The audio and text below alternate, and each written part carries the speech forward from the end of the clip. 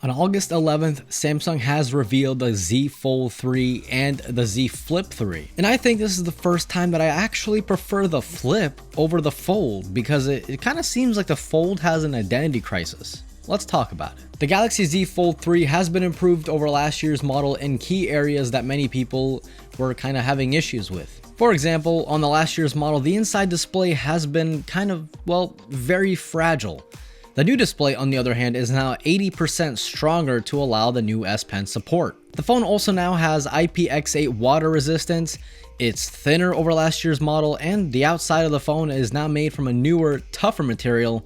And well, also, how can we forget the under the display camera? It's starting to look like a proper folding phone, and now it comes with a new lower price tag.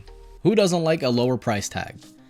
I sure do, because I bought it. Yes, I bought it and the Flip 3, so video's coming soon. But here's where it kind of stops making sense if, well, you'll see what I mean. We all know the Snapdragon 888 isn't exactly the most battery efficient. We've seen this, and I've seen this personally with the OnePlus 9 Pro and even the S21 Ultra.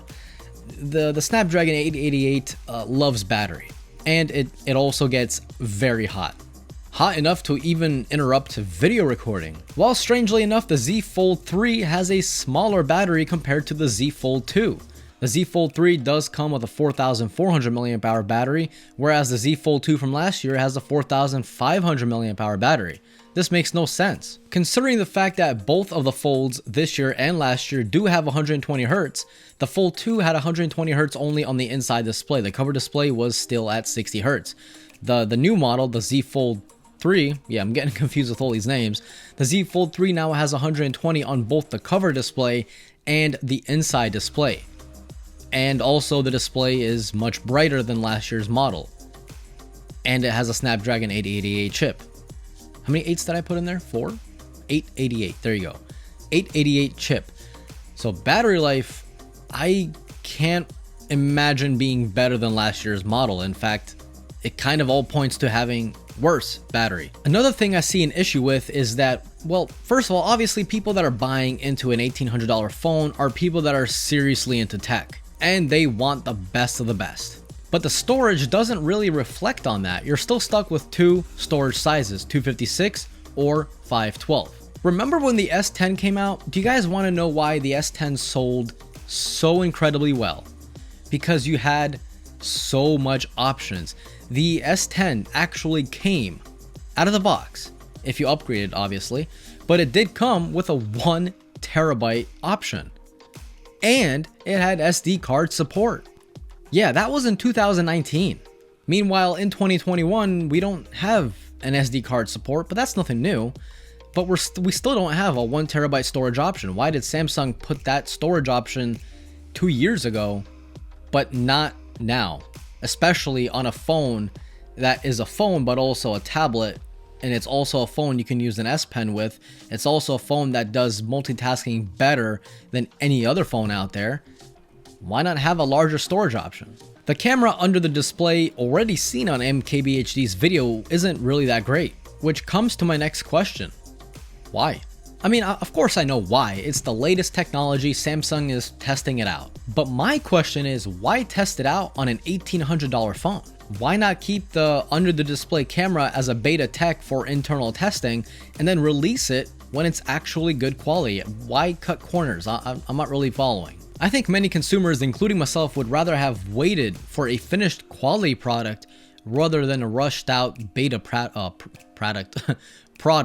And this is obviously a beta product. The under the display camera is obviously not there yet in multiple ways, in quality and the fact that you can still see it. It's just kind of masked.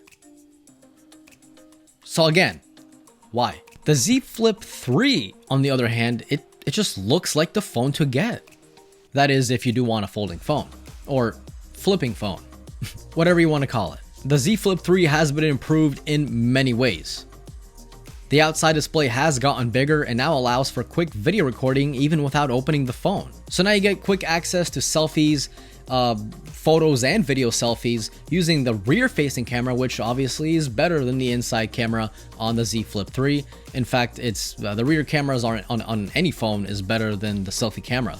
So The fact that you can do that now with a much larger display to look at yourself and kind of frame your shots, amazing. The Z Flip 3 also has the same water resistance as the Z Fold 3, and also new on the Z Flip 3 is you get stereo speakers compared to a single mono speaker from last year's model.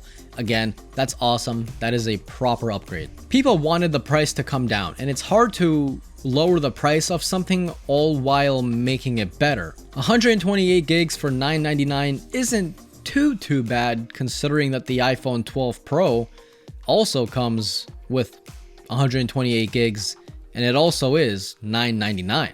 Comparing the designs and functionality of the iPhone 12 with the same price as the Z Flip 3, the Z Flip 3 obviously wins. Battery life on the Z Flip 3 is also something that I'm worried about, because last year's model, or I should say last year's Flip model, the battery life also wasn't really that great. But I'm happy to say Samsung didn't actually reduce the capacity of the Flip. It's still 3,300 milliamp hours. It's like, the more I think about it, the more I realize the Z Flip 3 looks like the phone to get instead of the Z Fold 3. And, well, you're also saving $800, which is enough if you want to buy some case, some accessories for the phone. You can even buy a Tab S7, even the S7 Plus, I think, for the money that you're saving by going to the Flip rather than the Fold. And let's be honest, the Flip is easily a one-handed phone. But I don't know, I'm just a reviewer. I'm just a guy who makes videos on his opinion. The real true question is, what do you guys think about it? Because after all, you guys are the ones who are going to be giving your money to Samsung. Myself included, I did get both of the phones, so we'll see when time comes. So again, let me know what you guys think about both of these phones. Which ones are you getting? Are you even gonna get them?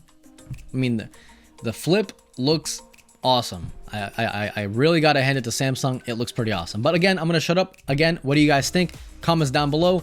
Likes, subscribes, shares, all appreciated. And that's it. This was Mark from Mark's Tech. Adios.